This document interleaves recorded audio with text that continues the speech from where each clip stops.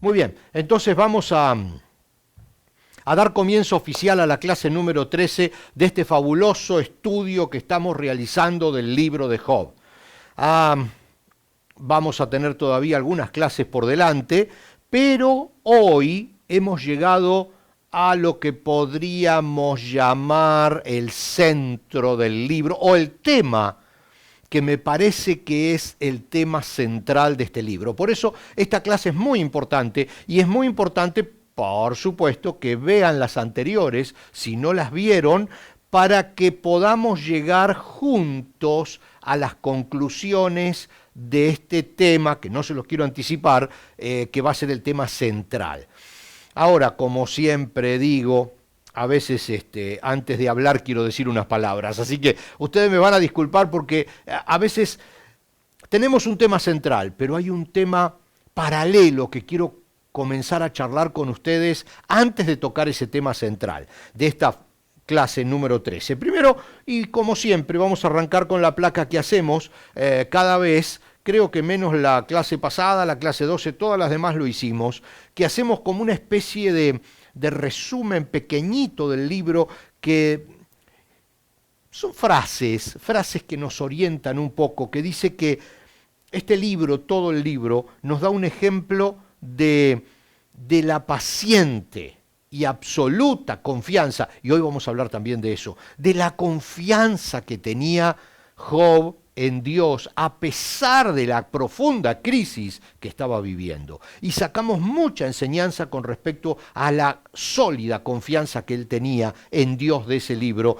y nos da ejemplo. También nos habla del sufrimiento humano, y ahí está parte del tema que vamos a hablar hoy. Y abre, por supuesto, una discusión sobre este tema que tiene muchas aristas. No es algo tan sencillo de conversar, pero hoy vamos a empezar a ver si podemos desarmar alguna que otra cosita. Y también decimos como punto número 3 que nos recuerda todo este libro que Dios está siempre en control de todas las situaciones. Job lo sabía.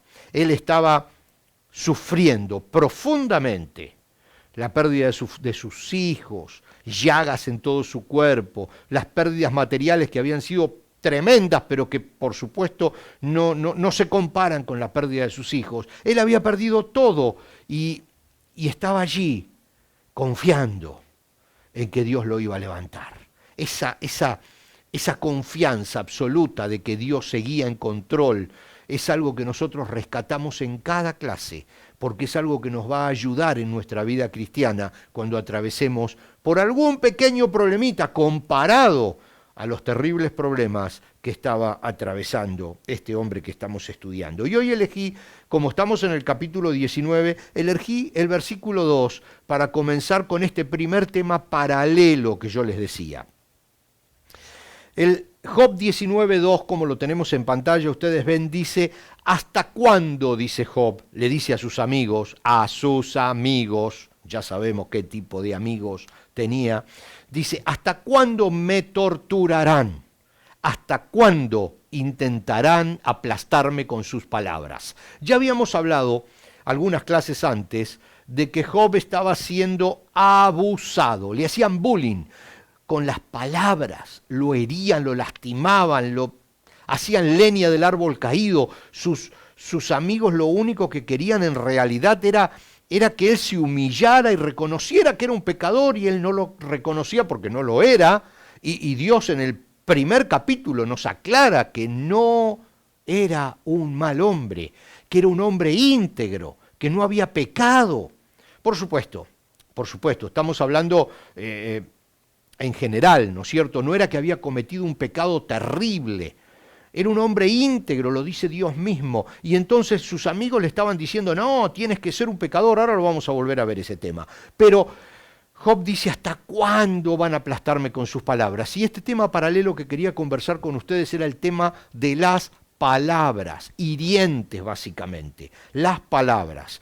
El libro de Proverbios dice, la muerte y la vida están en poder de la lengua.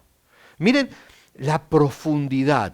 La muerte y la vida están en poder de la lengua, dice el sabio Salomón en Proverbios 18, 21.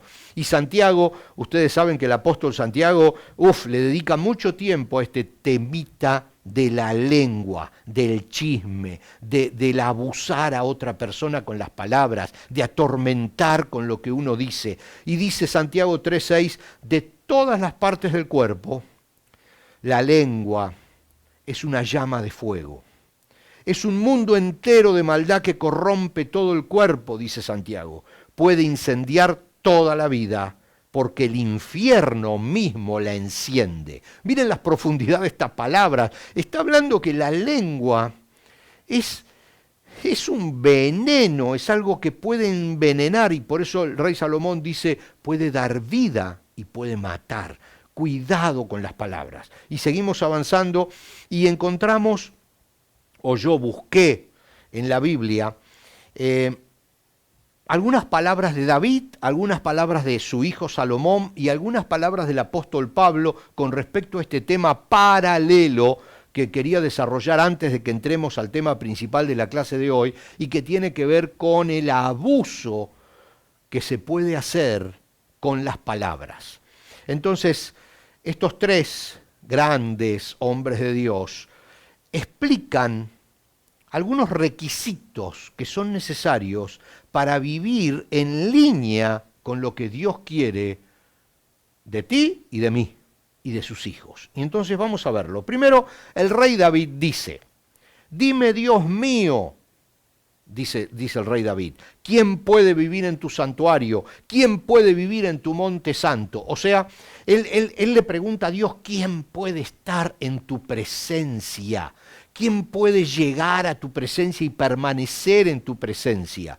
Y él mismo se responde, solo quien hace lo bueno y practica la justicia, solo quien piensa en la verdad y habla con la verdad, quien habla con la verdad. Luego dice, solo quien no habla mal de nadie, ni busca el mal de nadie, ni ofende a nadie, el que no calumnia con su lengua, ni hace mal a su prójimo, ni admite reproche alguno contra su vecino. Y fíjense cómo maneja el concepto de las palabras, hablando de el hablar mal de otra persona. Dice, ¿quién va a estar en la presencia de Dios? El que no hable mal de la gente que lo rodea. Dice, el que no calumnie con su lengua, el que no emita palabras perjudiciales. Ese, dice el rey David, va a poder estar en la presencia de Dios. Y dice su hijo Salomón, el sabio Salomón, otra vez leemos Proverbios 12, 18, dice, hay gentes cuyas palabras son puñaladas, pero la lengua de los sabios sana las heridas. Fíjense que otra vez estamos en estas dos aguas. La lengua sirve para matar y para dar vida. Dice, sirve para apuñalar, dice Salomón, y sirve para sanar. Miren hasta qué punto estamos hablando de que las palabras estaban lastimando a Job.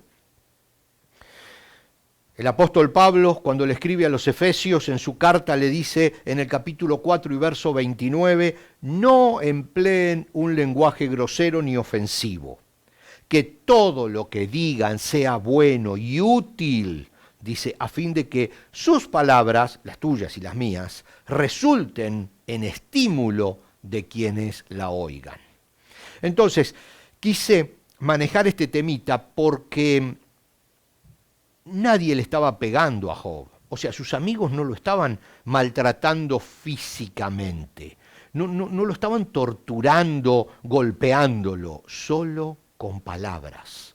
Y era atroz la tortura y el sufrimiento que le causaban con las palabras. Por eso, aprovechando este primer versículo que analizamos, el número 2 del capítulo 19 de Job, que él dice, ¿hasta cuándo me van a seguir lastimando con sus palabras? Entonces quise aprovechar para que tengamos en claro, cada vez que hablamos, que, como dice el apóstol Pablo en la carta a los Efesios, que nuestras palabras resulten de estímulo para quienes las oigan.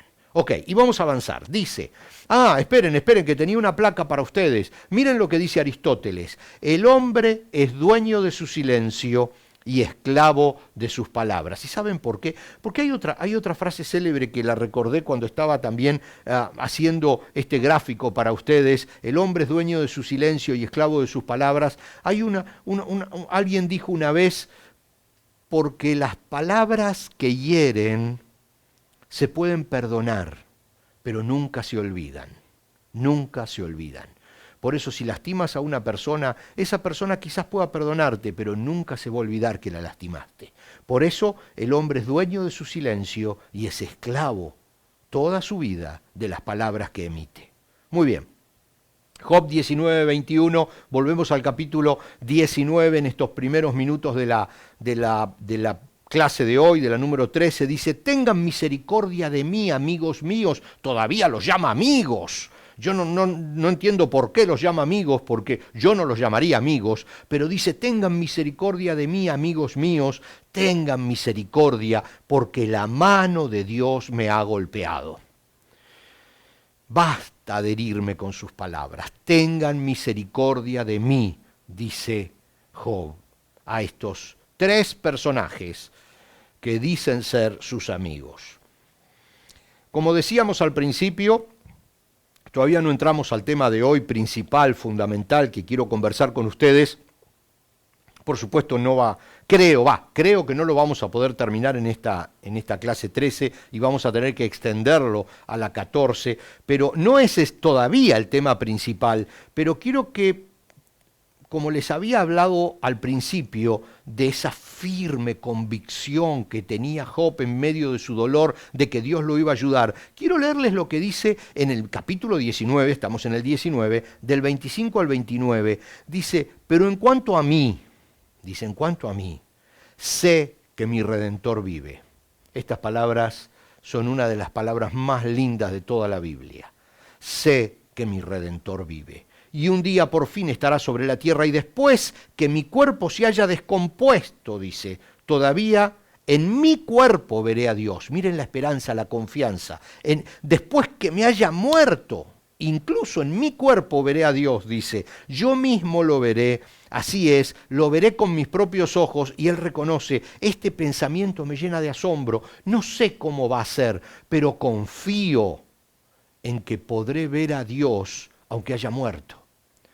La esperanza firme, absoluta en Dios. Y él dice, yo sé que mi Redentor vive. Yo sé que el que me va a levantar del polvo vive. Yo sé que el que me va a levantar de la tumba vive. Yo sé que el que me va a rescatar vive. Por eso, cuando hablamos de Job, hablamos de una persona que no solamente tiene paciencia, que tiene esperanza y que tiene una confianza firme en Dios y que Dios no lo defrauda. Ya vamos a seguir viendo este tema bien a fondo. Pero el tema de la clase de hoy, y creo que vamos a tomarnos un pequeño respiro antes de entrar en el tema de la clase de hoy, lo vamos a hacer en la segunda parte, pero el tema de la clase de hoy es precisamente el castigo y el sufrimiento.